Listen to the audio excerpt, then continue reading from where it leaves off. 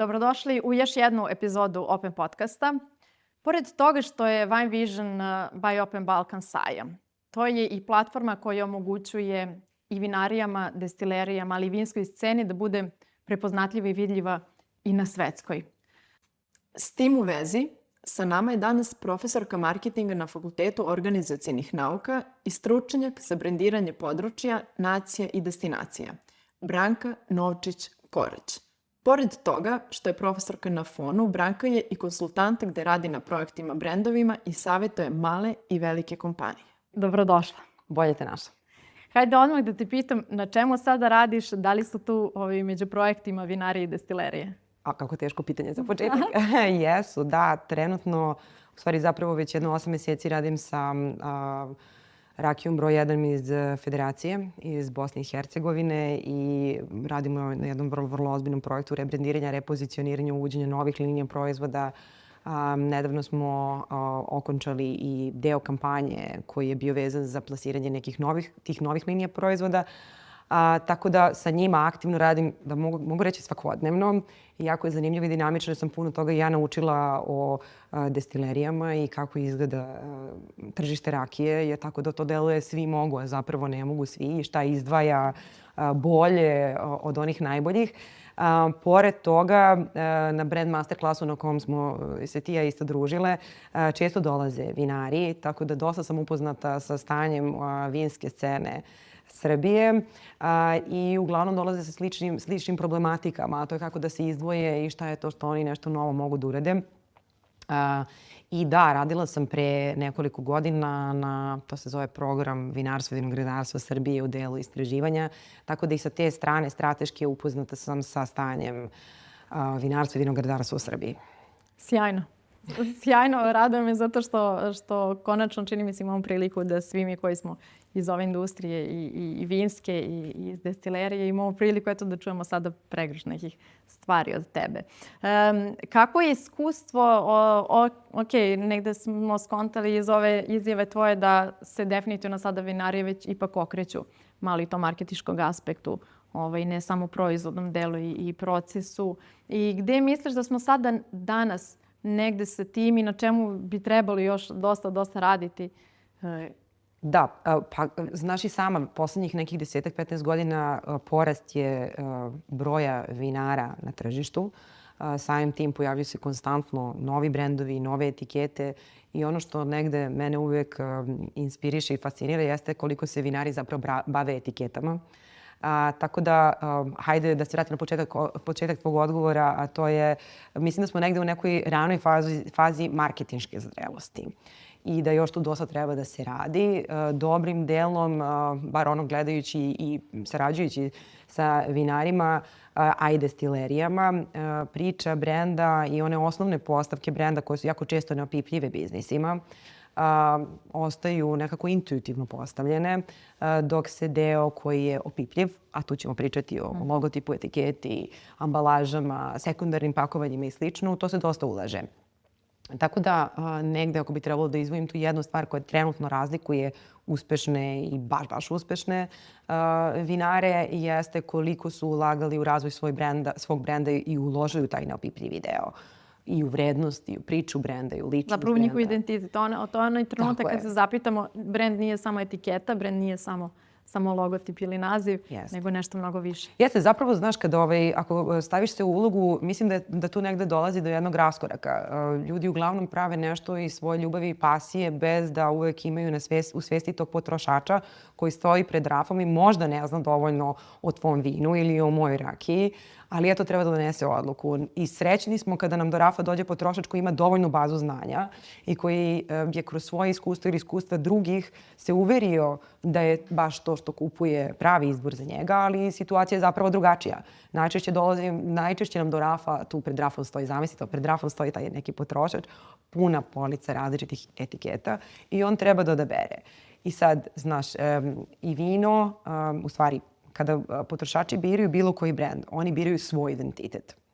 i traže taj identitet koji će da ih potvrdi. Brendovi su potvrda identiteta svakog potrošača. Da li voziš, ne znam koji automobil, tašnu, telefon, laptop, evo tvoj Apple, sat, šta god, način na koji se oblačimo, kako pričamo, sve to deo našeg identiteta, pa tako i taj deo gastronomije, vina i destilerija.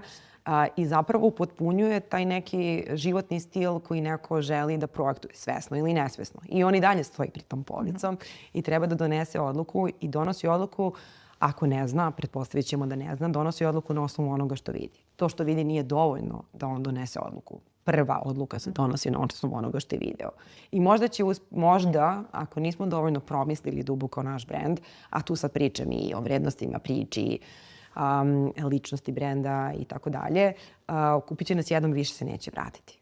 A možda će ga duboko razočarati iskustvo konzumacije vina ili rakije, ako pričamo o tome konkretno, i više se nikad neće vratiti. Tako da imamo tu jednu šansu, ukoliko nismo dobro promislili, da budemo deo identiteta, jer će ga zvati sad vinski identitet potrošača i da zapravo postanemo sastavni deo njegovog života. I verovali ili ne, potrošači nepogrešivo biraju svoj identitet. Za mene je to, ne znam, ja jako volim Italiju, znaš da sam tamo i studirala i provela nekoliko godina tamo i moje poznavanje vina dobrim delom je oblikovano iskustvom u Italiji. Znači, moje životno iskustvo je vezano sa mojim vinskim iskustvom.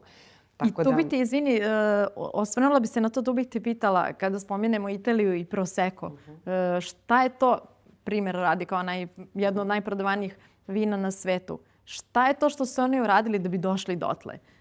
Mislim, to datira još pre svega imaju jako ozbiljnu i daleku priču. Jer znaš šta ljudi pamte? Ljudi, mislim, pored toga što naravno iskustveno... U smislu šta je potrebno i da mi uradimo ili krenemo da radimo, ako nismo počeli da radimo na tome, da bismo sutra, odnosno u nekoj budućnosti, bili prepoznatljivi. Da li po sorti Prokupac kao našoj autohtonoj ili... Da, ako pričamo o vinima Srbije zbirno, mi smo malo tržište i ne toliko jako tržište ni u kom segmentu, recimo kao Italija, Francuska, Španija.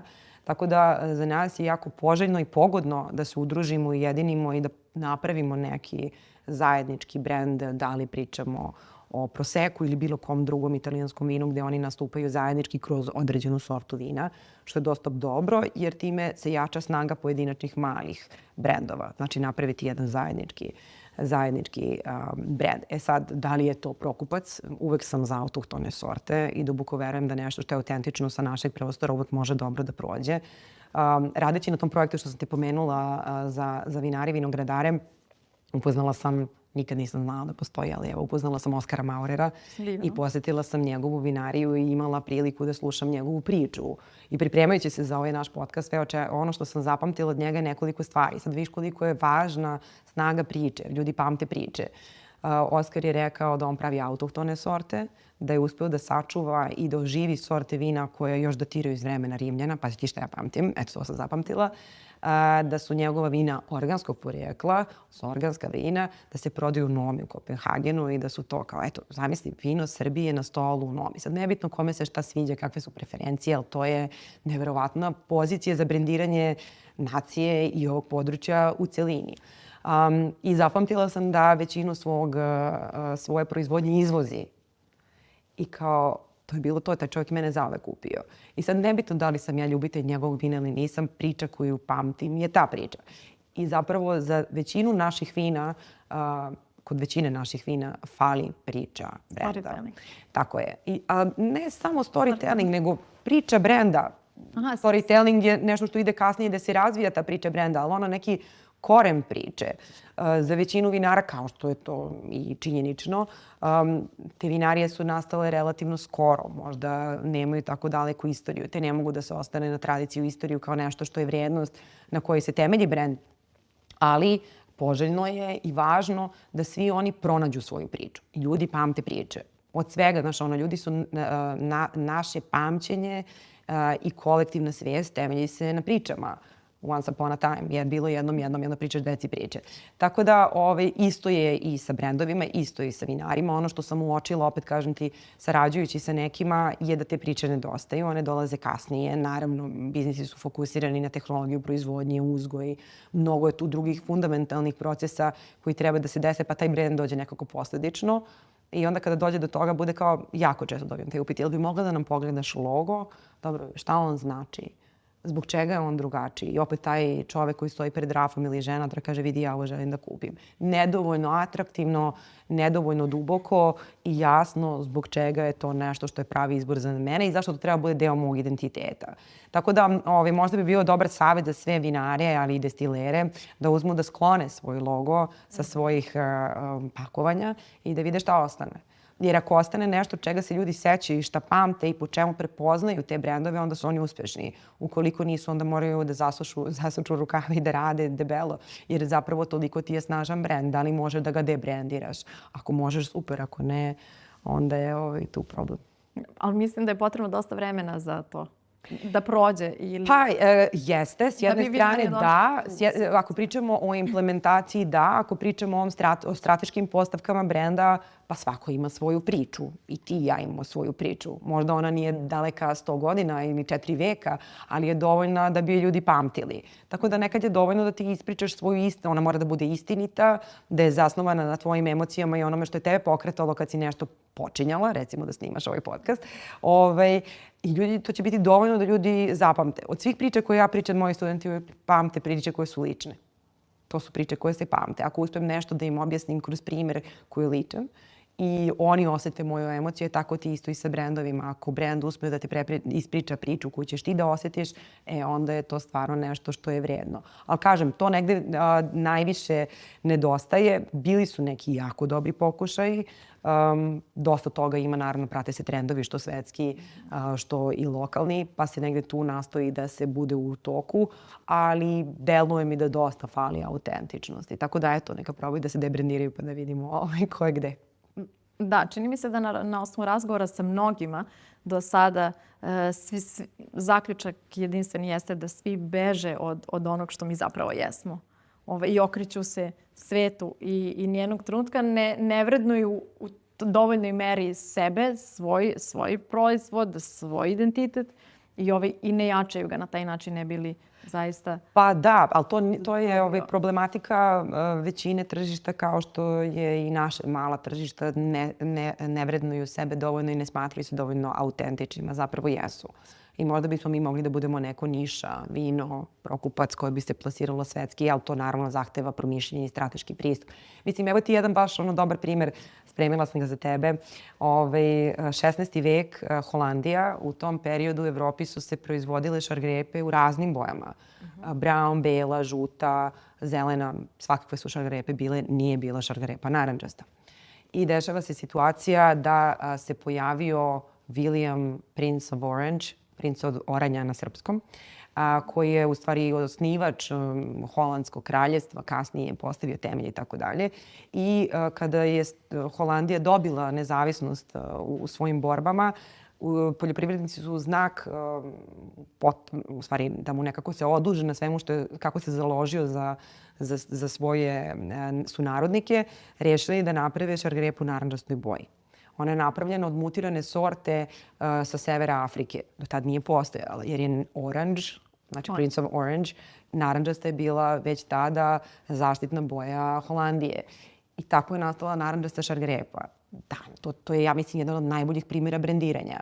Danas niko ne preispituje, uključujući, ne znam ko sve ne jede šargarepu, da li je šargarepa ikada bila druge boje, a vrlo često se susrećeš sa tim krtolama različitih boja. Dobar primjer ti je i Coca-Cola. Uradili su isto fenomenalnu stvar u brendiranju. Pa Deda Mraz nije uvijek bio crvene boje. Zapravo on je do 1930. bio zelene boje. Dominantna boja je bila ta smaragdno-zelena. A su oni rekli, ok, hajde mi da uvedemo neki svoj ritual. Tako da i taj deo priče kod gastronomije generalno, ali u ovom konkretnom slučaju vinara i destilera nedostaje, a to je brendiranje iskustva, pre svega čulnog iskustva. Jer u priči gastronomije i u priči vina i destilata to čulno iskustvo je jako važno. A opet, vratit ćemo se na policu i raf, ono što ti vidiš je samo jedan aspekt. Znači, pričamo o čulu vida i čulu dodira, ti ćeš dodirnuti tu ambalažu. Verovala ili ne, čulo mirisa i ukusa zajedno su snažnija čula nego sva ostala. Jako malo sa Forbesove liste 100 najboljih brendova, ja ne znam da li 16% njih se oslanja uopšte na ostala čula. Tako da sad tu postoji veliki prostor. A sad ti znaš i sama, vino mora da se proba, pomiriše i iskusi. Pa je ono zapravo deo tvog iskustva i priče koju ti nosiš sa sobom uz ono što ti neko ispričao. Tako da tu baš ima puno prostora za unapređenje i mislim da to čulno brendiranje je veliki prostor za naše male vinare i naše male sorte vina da se proguraju. Da li bi to bio neki ritual ili bi to bio, ne znam, način konzumacije, otvaranja. Evo, možemo i mi da promenimo neku boju ako je potrebno, pa da damo neki svoj pečat i napravimo nešto zanimljivo, ali eto, nekad je bolje duboko se zagledati u sebe pa doneti odluku šta je to dobro za nas nego gledati unapred šta drugi rade. Ja sam uvijek za to kad svi idu cik ti i cak. Tako da... Kada idu levo, a ti skreni desno. Kada pričamo o Wine Visionu, tvoja perspektiva, kakva je, jer ovo je već treća godina kada se održava i ove godine također bio predstavljen i u Londonu, bio je i u Düsseldorfu na ProWine-u, bio je i u regionu Hrvatskoj i tako dalje. Gde ti negde vidiš Wine Vision i mlad je još uvek sajam i projekat, odnosno platforma, ali gde negde vidiš kao benefit i šta je to što može da nam donese? Kada pričam već o brendiranju nacije i... Pa hajde da krenem prvo od onih potrošača. Mislim da ovakve platforme, da bi zapravo tržište raslo i postalo snažnije u svakom pogledu, potrebno da se edukuju potrošače. Mislim da na strani potrošača da bi vinski i destilarski svet ne toliko, ali da bi se napravile te fine nijanse i izgradili brendovi, potrebno da se edukuju potrošače. Mislim da je tu uloga Wine Visiona jako velika, jer kao platforma koja na jednom mestu okuplja sve važne igrače, pruža mogućnost nekome da se pod broj 1 informiše, a i dodatno edukuju koliko to želi. A sa aspekta samih proizvođača u svim tim segmentima koji su tu pokriveni, opet je platforma koja daje različite mogućnosti da se dalje razvijaju biznisi i brendovi i da sigurno doprinosi poprilično na vidljivosti. I kažem opet, ojačanje zajedničke pozicije može kroz ovakve platforme dosta dobro da se izvede. Tako da, apsolutno je korak u dobrom pravcu. Kada pričamo o brendiranju i tom opipljivom i ne opipljivom delu brendova.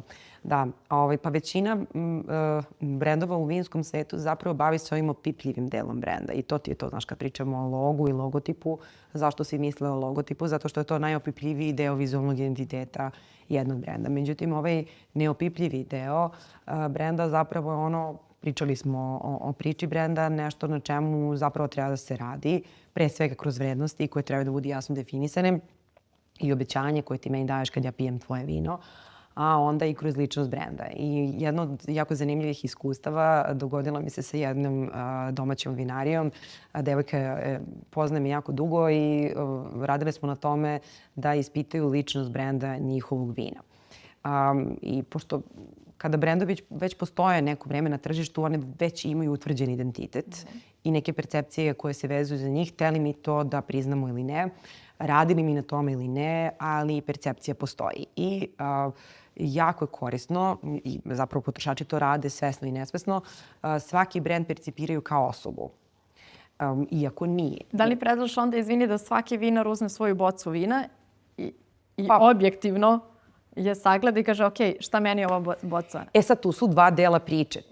Zapravo, sad ajde kao ovako, potrošač svaki brend doživljava kao osobu, bavili se mi time ili ne, a svaki brend iznutra, brand menadžeri isto doživljavaju svoj brend kao osobu. Sad je pitanje da li su se oni našli na istim talasnim doživljavama. Ova priča je jako zanimljiva jer je ta devojka koja je sjajna rekla, ok, mi ćemo, znači brand postoji već, ja mislim, preko 10 godina, hajde da vidimo kako nas percipiraju potrošači. Kada bi naše vino bilo osoba, bilo bi muškarac, žena, ovih godina, ne znam, životne dobi, slušao bi tu muziku, bavio bi se time i tako dalje. I prikupila je ozbiljne podatke, znaš, i puno ljudi se uključilo u to anketiranje. Dobila je da je vino onako usmereno više na neku mlađu ka srednjoj populaciji, znači pričamo negde 23 do 40 godina, da ljudi ga piju u društvu, hedonističko vino, ali usmereno ka mlađoj populaciji, da su to neki mladi profesionalci koji se tako opuštaju i zabavljaju sa prijateljima. I kao vrlo jedna onako afirmativna slika, dosta dobra, s obzirom na tome nisu sistemski radili, već se desila posledično. I onda je drugi deo posla bio da popriča sa vlasnicima vinarije kako oni percipiraju iznutra to isto vino, odnosno brend. I dobili su dijametralne odgovore, pošto su vlasnici vinarije brend projektovali kroz sebe. I sad kako ti se to razmimo i ilazi? Znači ovde imaš jednu spoljnu percepciju od strane potrošača da je vino mlađa osoba, a ovde imaš internu percepciju da je vino čovek 50 plus godina. Preduzetnik, imućan, konzumira sa prijateljima. I sad, i to nužno nije problem, zato što postoji spoljna percepcija koja je takva kakva jeste i bolje da ti je ona takva u odnosu na internu, ali ukoliko treba da radiš na nekim strateškim odlukama rebrendiranja ili pokretanja nekih kampanja ili komunikacija koje su usmerene ka populaciji koja već kupuje kao potrošač to vino, imaš problem da objasniš donosiocima odluke koliko je brend zapravo drugačije percipiran. Tako da to nije redak slučaj zapravo i vrlo često se nailazi na ovakvu situaciju. Dosta je zgodno kada se tu uključe profesionalci, pa se kreiranje tog neopipljivog dela brenda prepusti nekome ko razume i dobro postavi celu priču, ali ukoliko je, a i neretka situacija je da su i sami vlasnici vinarija projektuju se kao ličnosti brenda. Tako da tu treba biti obazriv i nije loše opet i to istražiti jer doćete do nekih vrlo zanimljivih rezultata. Da, sigurna sam. Da. Mislim da to zapravo sa svakim proizvodom može da se radi. Da se primjeni sa bilo čim. Da. Mislim, mi smo to isto radili na primjeru fakulteta. Sećam se dobro pre nekih 15 godina, možda i više. Počeli smo prvi put da radimo istraživanja ličnosti brenda permanentno. I tada radili smo naravno pre svega među našim studentima i alumnistima i ono što je bilo zanimljivo je da su studenti ličnost brenda percipirali kroz tadašnju dekanku koja je bila žena, progresivna, sposobna i puno toga dobrog je napravila za fakultet, na kraju fakultetu da jeste zahvaljujući njoj. A sa druge strane, onda smo napravili jednu pauzu neko vrijeme i ponovili smo to istraživanje pre 2 godine i dobili smo rezultate da se pomerila percepcija. Dobrim delom jer prosto nismo stizali time toliko da se bavimo. Sada je percepcija fakulteta dominantno ženske populacije da je to muškarac 23-25 godina koji je na početku svoje karijere mladi profesionalac koji deli neke vrednosti koje možda mi u potpunosti ne bismo povezivali sa našim brendom. Ali je to tako i sad je to pitanje kako ti time upravljaš i šta radiš i kako si završiti, nešto to je sad ono kao forenzika, kako smo završili tu gde jesmo. Tako da svakog može da izvrši takvu vrstu analize za sebe i da vidi gde je. Mislim, još jedan jako zanimljiv trend u ovom vinskom svetu i pre svega u vinskom svetu jesu ta vinska iskustva. I ona su recimo u Italiji vrlo prisutna gde se organizuju posete vinogradima, degustacije vina, opet se pokreću ona čula o kojima sam ti pričala, jer ljudima nije dovoljno, mislim, opet, tako će lakše pamtiti i upamtiti vas i reći da, ovi su super. U Srbiji, koliko sam videla, to nije tako preterano zastupljeno. Postoje neke opcije da odeš u posetu. Recimo, meni je od uvek, to smo često pričali kako bi bilo super da odemo u neku vinariju kad je vreme berbe. To ljudi idealizuju, jel, kao gaziš grožđe i to naravno dešava se tako, potpuno nema veze. Da, ali bilo bi zanimljivo da se recimo na takvim stvarima radi i verujem da i u tom segmentu vinskog turizma postoji veliki prostor da se unapredi iskustvo brenda, a samim tim i pozicija kako lokalnog, vinski put Srbije, recimo, to bi bilo jako dobro za brendiranje nacije kao jedan od turističkih proizvoda.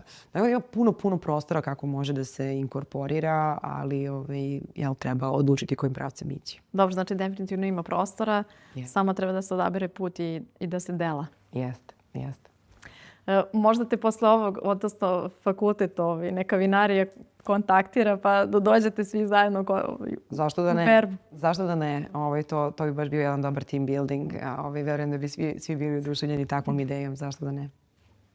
Možeš nam nešto reći o čulnom brendiranju? Znam da je važno, a ti nam možeš i reći zašto. Da, čulno brendiranje je za gastronomiju izuzetno važno. To ti je kao šef je napravio svoje signature jelo, odnosno autorsko jelo. Ali kao ako pričamo o gastronomiji, to ne podrazumeva samo jedinstveni recept, najbolje sastojke, već se tu uključuje i kako je to servirano, ambijent u kom je posluženo, ljudi sa kojima si doživjela takvo iskustvo, isto ti i sa vinima, s tim da ovdje imaš taj specifičan trenutak čula koje se uključuju. Pomenule smo da čulo vide je najaktivnije, prosto jer se kroz komunikacije vizualno najviše aktivira, neko kao da živimo u 2D svijetu, ne u 3D. I čulo dodira, ali za vina zapravo je čulo ukusa i čulo mirisa daleko važnije. I naučno je dokazano da žene imaju više čulnih vržica na jeziku, samim tim imaju snažnije čulo ukusa, te bi bile bolji somalijeri nego muškarci.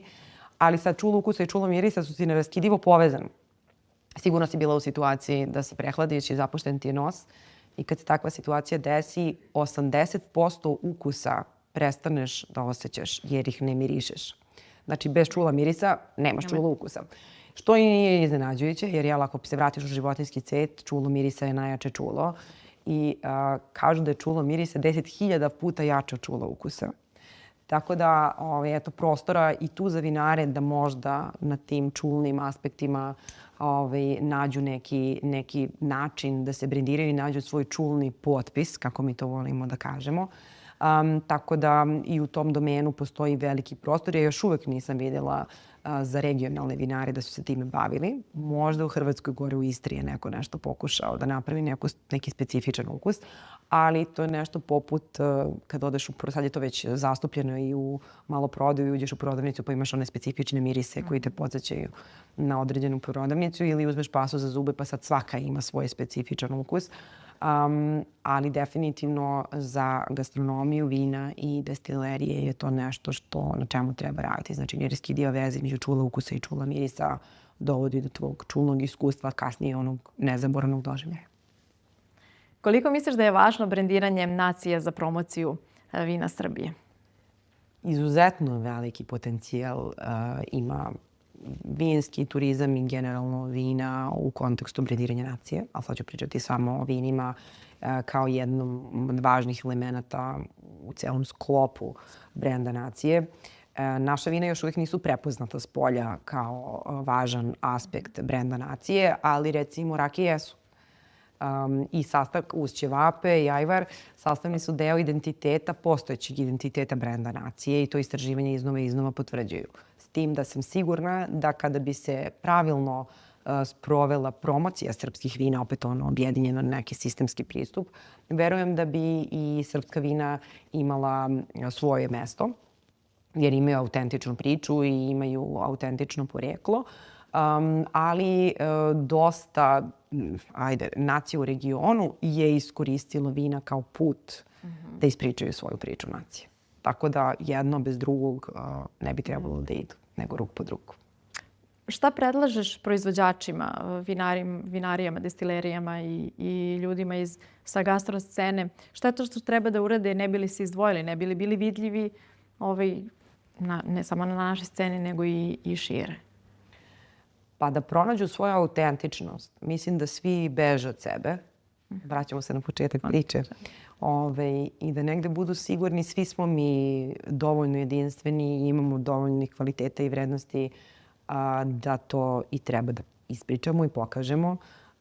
Radeći na brendiranju nacije i brendiranju područja raznih, uverila sam se da ljudi sa naših podneblja i tekako imaju šta da kažu i nose vrednost i ta vrednost je globalno prepoznata.